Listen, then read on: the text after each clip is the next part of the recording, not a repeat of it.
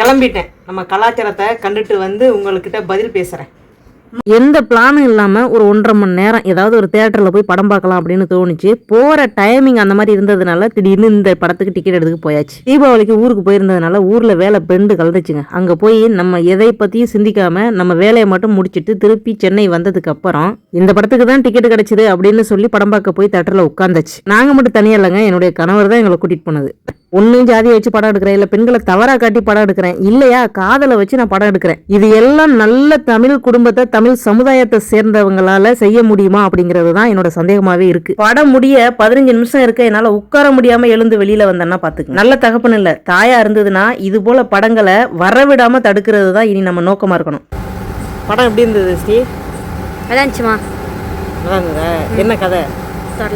வெளியில வந்து நான் ஏதோ கொலை குத்தம் பண்ணிட்ட மாதிரி எனக்கு ஒரு ஃபீலுங்க. கிட்டத்தட்ட 2000 ரூபாய் செலவு இந்த படத்துக்கு போனதுனால, ஸ்நாக்ஸ்ல இருந்து டிக்கெட்ல இருந்து எல்லாமே. அதை விட முக்கியமா சொல்லணும்னா என் நேரம் வேஸ்டா போச்சுங்க. படம் பார்த்தவங்க மனசாட்சியை தொட்டு நம்ம கமெண்ட் பாக்ஸ்ல நீங்க தாராளமா உங்க கமெண்ட்டை சொல்லலாம். இதுல வர்ற எந்த காட்சியையாவது நம்மளால ஏத்துக்க முடியுமா மனப்பூர்வமா? இப்ப வர்ற யங்ஸ்டர்ஸ் நினைச்சா நமக்கு ஏங்க யாராவது ஏதாவது பண்ணிட்டு போகட்டும் அப்படின்னு நம்ம ஒதுங்க இது மாதிரி கழுசடைங்க தாங்க களத்துக்கு வரோம்.